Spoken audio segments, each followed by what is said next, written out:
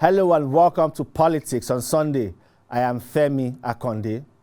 Politics this week has been largely influenced by issues of security, or you may want to call it the lack of security. Even Mr. President is surprised. Security agencies are overwhelmed and Nigerians are helpless. Well, I'll start by telling you that security agencies are still on the trail of more than 60 Boko Haram suspects on the run after a jailbreak at the Kuje Custodial Center in Abuja. This brazen attack overwhelmed the security agencies on guard at the facility, and the coordinated nature of the attack has raised the curiosity of Nigerians, including President Muhammadu Buhari. But the commander-in-chief of the armed forces is yet to get answers to his questions about how an attack on a medium security prison can be possible without little or no resistance from security officers. For now, the president has not sacked anyone or directly held someone responsible for the failure of intelligence, even after expressing his disappointment at the country's intelligence system. Rather, he handed out fresh directives to service chiefs and security agencies and also ordered an investigation into the circumstances surrounding the armed attack.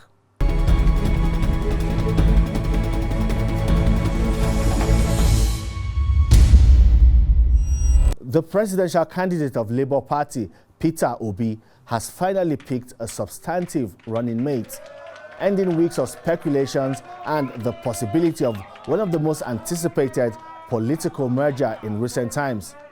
Both Rabiu Musa Kwankwaso and Peter Obi may have since moved on, but they will likely admit that the failure of the alliance could impact their chances at the polls.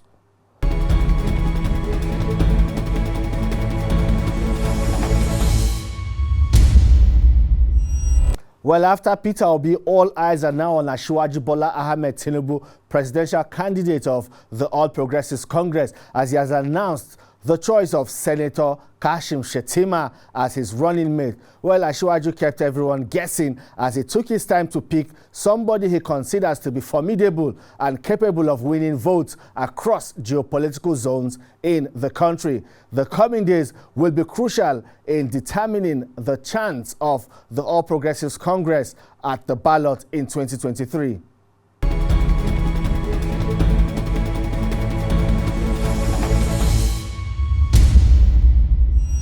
The Osun state election will be another opportunity for the governing All Progressives Congress to test its popularity at the polls. But opposition parties are also ready to give them a run for their money. The incumbent governor and candidate of the APC, Gboyega Oyetola, met with President Muhammadu Buhari alongside leaders of his party and members of the campaign council. He was officially presented the flag of the party by President Buhari. The governor says he has done well and is confident of winning again at the polls. I believe by any standard, I've done very well to deserve a second term. I've repositioned the economy of the state. I've been paying full salary and pensions, which was one of the very terrible things that happened to us in 2018. Both workers are getting their salary before the end of the month, full, and the pensioners are receiving their pensions regularly too. So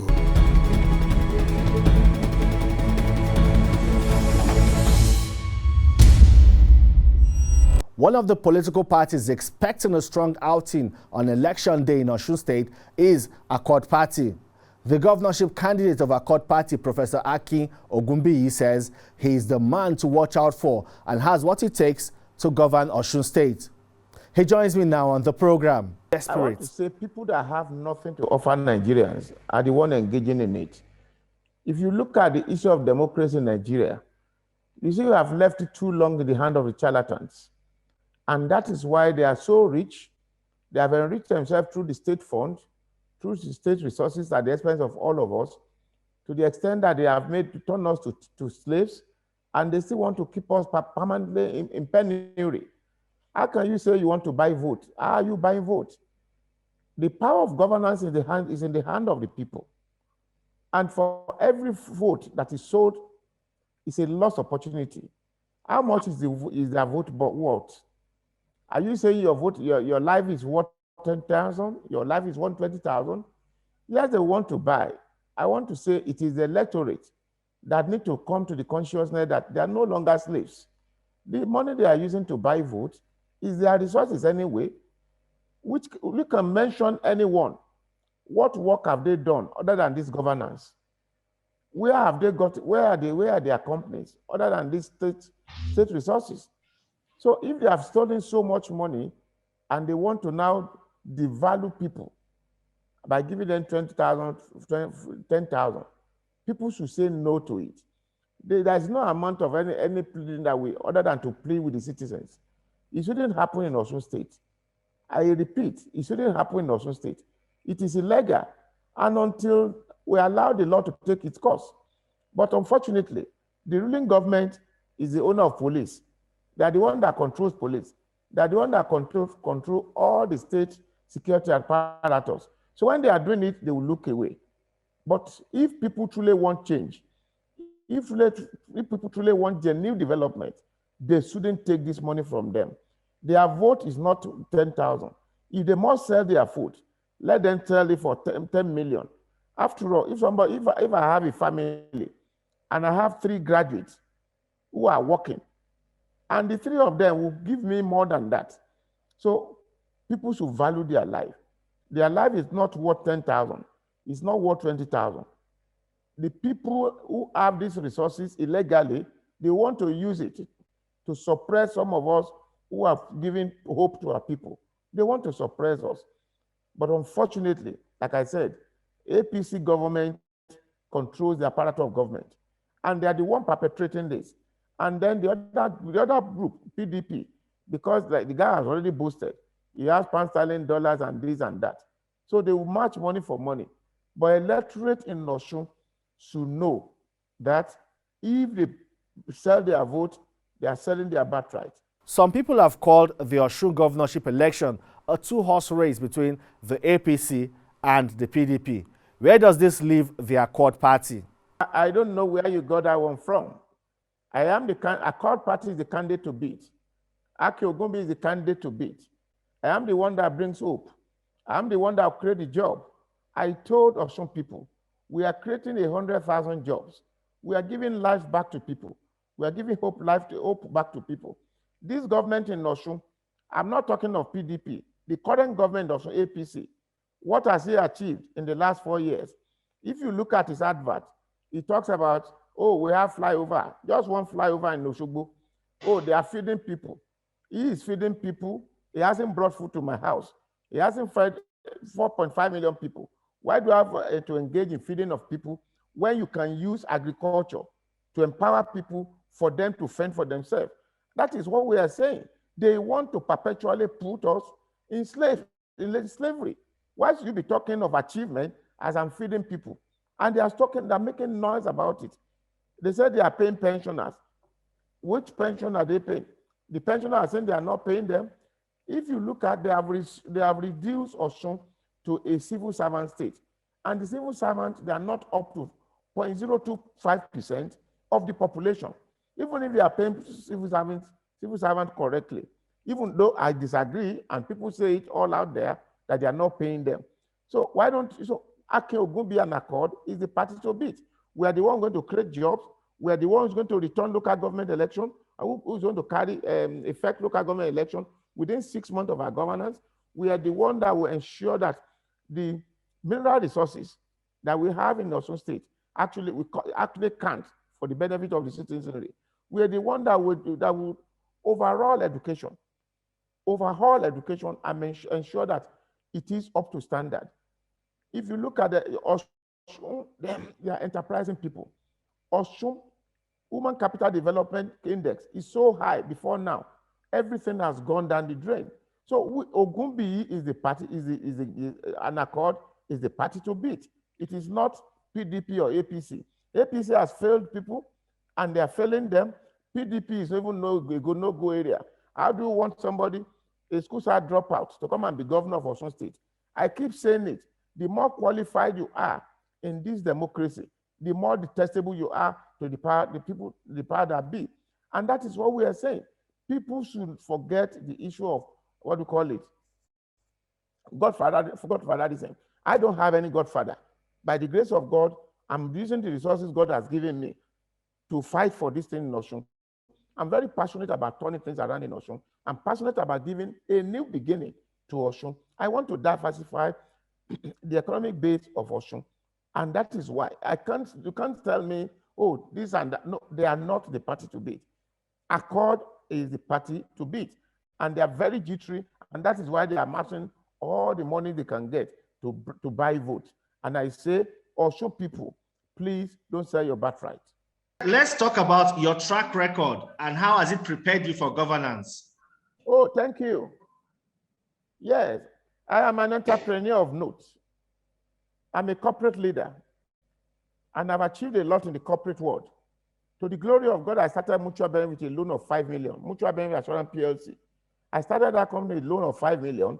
Today, it has become a conglomerate. To the glory of God, we employed over 5,000 people, 5,000 graduates who are now working and being paid for the past 25 years. I've had good training. I went to the best universities in the world. I'm an alumnus of Yale University, where I spent 9 months in leadership training. I'm an alumnus of Oxford University, Said Oxford University. I'm an alumnus of Harvard University, where I went to study leadership. And leadership is the only yardstick for leadership is about results. What result leadership brings about, whether in corporate world or in public sector, there is no difference other than focus on leadership. I'm very experienced. I have the capability. I have the capacity. I have the professional experience, and I'm an entrepreneur above all.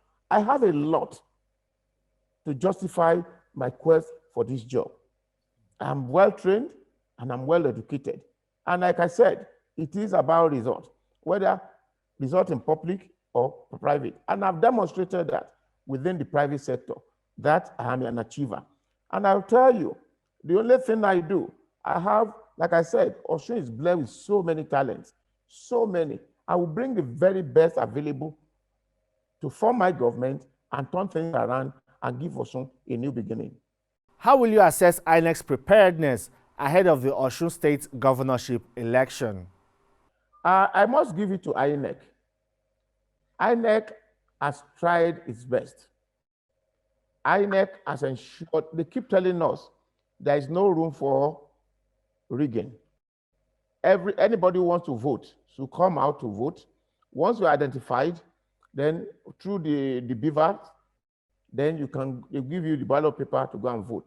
Gone are the days when people can print ballot paper, to print beforehand and count.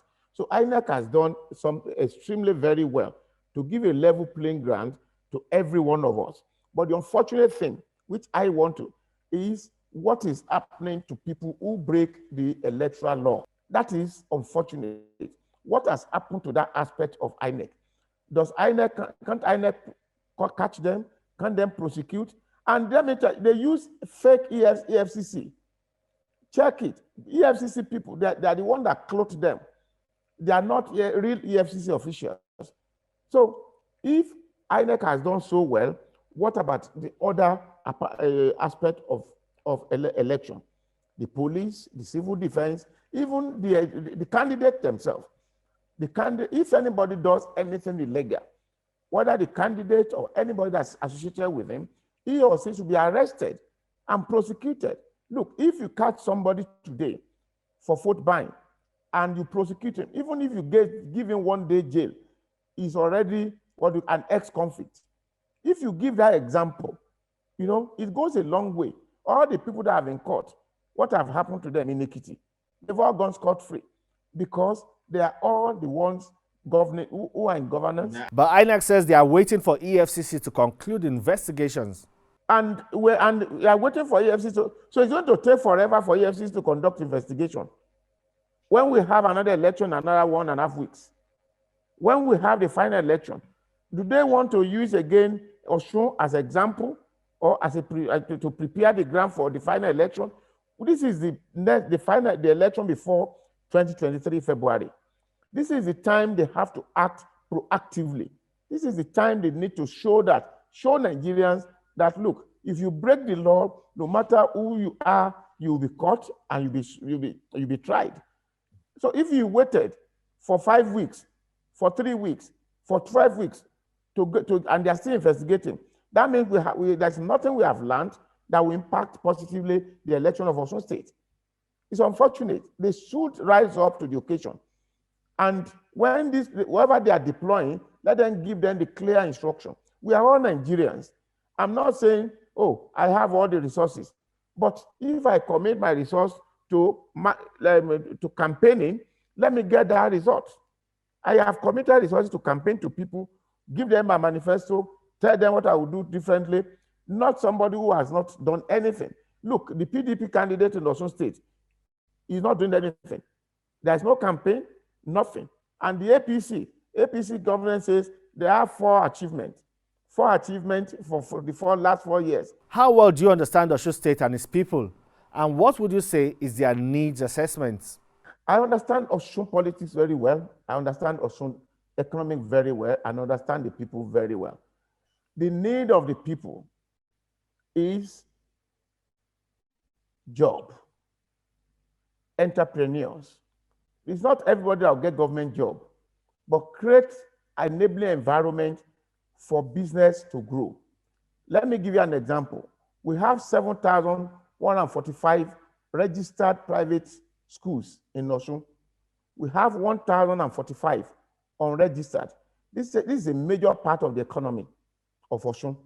And what did they do? Instead of encouraging them, multiple taxation, they are killing them to the extent that they are no longer able to give the kind of input into the students that when they come out in flying colors.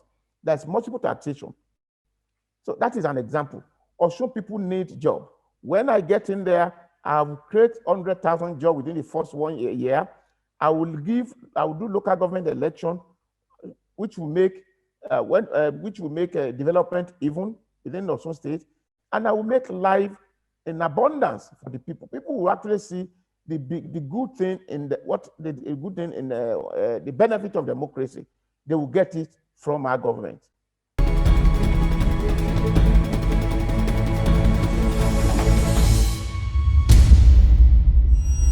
All right, joining me also is the presidential candidate of the Boot Party, Sunday Adenuga, to discuss issues in Nigeria's electoral system.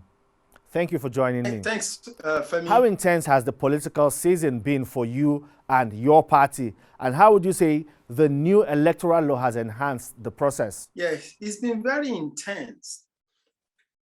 And obviously, I would say yes, as a nation and as a people, political development is a journey.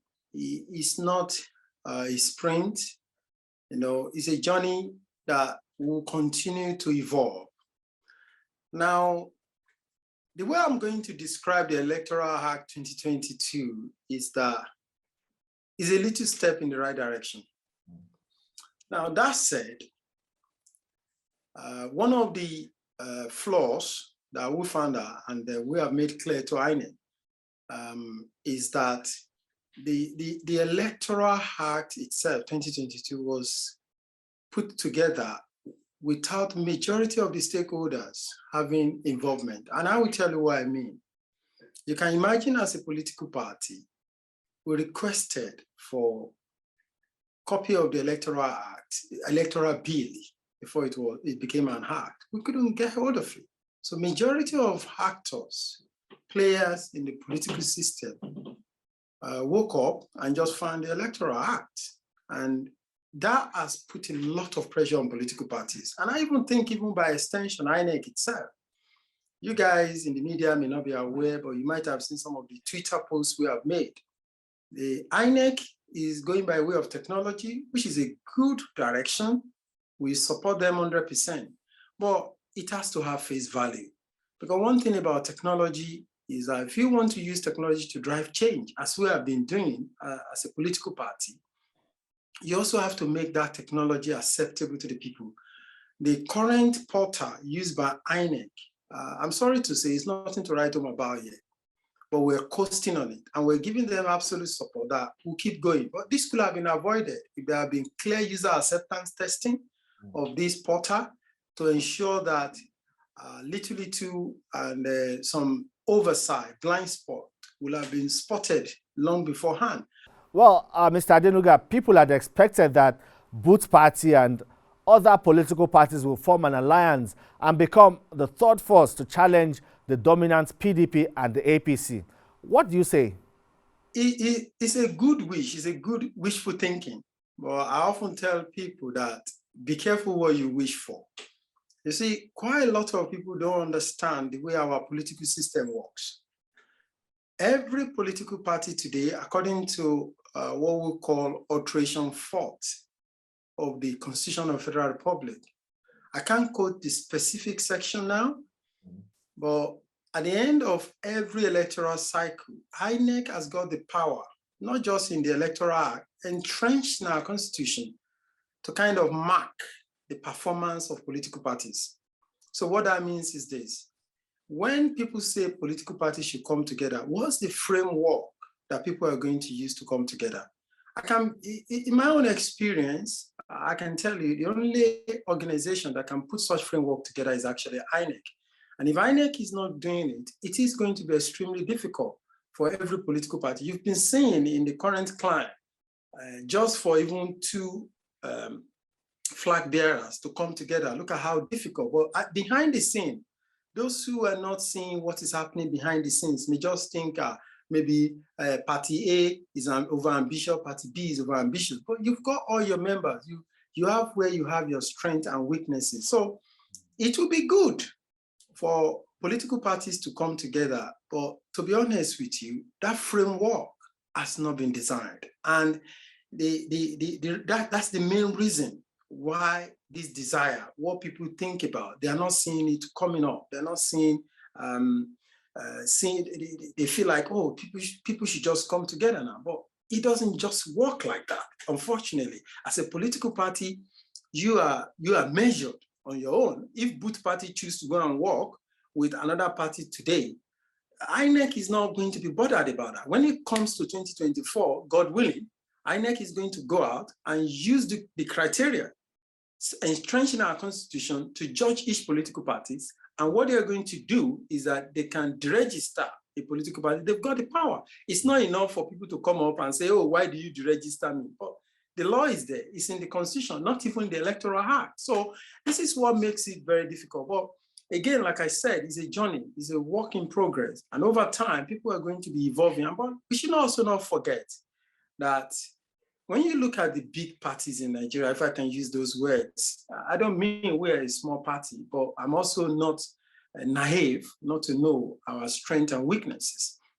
Now, when you look at the frontline parties, PDP and APC of this world, especially those who established this party, they had one advantage that other parties doesn't have. That advantage was that when they were established as party, they had opportunity of resources that they used to establish their structures around the country of Nigeria. It is very, very tough for parties, for political process to be developed when both the populists and even INEC officials and INEC as an organization just expect Sunday Adenuga and Boot Party or any other party out there to just go and fend for themselves and look for money to put those structures in place. And that's why you probably see the money characterization of our politics, because the nature of the politics we play, I often say that I think what Nigerians ask for probably does not exist. Yeah, okay. What we ask for doesn't exist. Well, there has been a decline in the turnout of voters on election day. Do you think 2023 election will be different? Now, bearing in mind that some of the factors that cause this decline have still not gone away. I would say I'm cautiously optimistic that things will turnout of voters will increase. But I will tell you the study we did between 2019, when we were registered as a political party, and up to 2021, we released the report. And that finding, what we were just looking for was to see how elections were rigged in Nigeria. And what we found shocked us. And that was when we came to the conclusion that The only way we're going to stop election rigging in our country and fraud in our electoral processes is making voting compulsory by law. And it's one of the things that we've been developing this policy. For me, as a flag bearer of both party, and I've stated it, if I become president for a day, that is what I'm going to do. I will make voting compulsory by law. And we should not be alarmed. The reason is this. Let's first make this clear. People always think that when you set law or something in the Constitution, it's not to punish anybody. It's just like when you look at a typical service level agreement. If service level agreement is not a legal document first and foremost, it's a working relationship. A government can tell its people, this is the direction we want it to go now. It's not like we're going to punish anybody if you don't vote, but you're going to give the direction. And it's not new. There are a lot of countries in the world where voting is compulsory by law. And the fraud in our electoral process is this. Even those who brought election to us and democracy to us, for example, if you pick the United Kingdom, one of the electoral processes is compulsory. Is that you must register in the United Kingdom, for example. You may choose not to vote, but we have a country like ours where it is not compulsory to register to vote, and at the same time, it's not compulsory to vote. You know, I keep telling people, we need to come to the table and listen to ourselves. What do we really want? Most Nigerian voters are in this. The politician hates Nigerians as much as Nigerians hate them. Where do we stand? The politicians argue that you make them to bribe people to come out on the day of election to vote. Look at the last election in Abuja, a city of highly educated people, highly informed people. It's bizarre to see the number of turnout.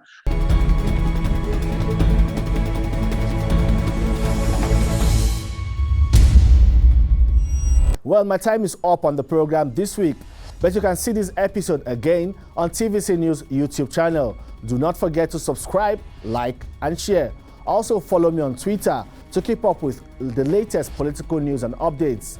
My handle is @Femi Akonde TVC. Thank you for watching. See you next time.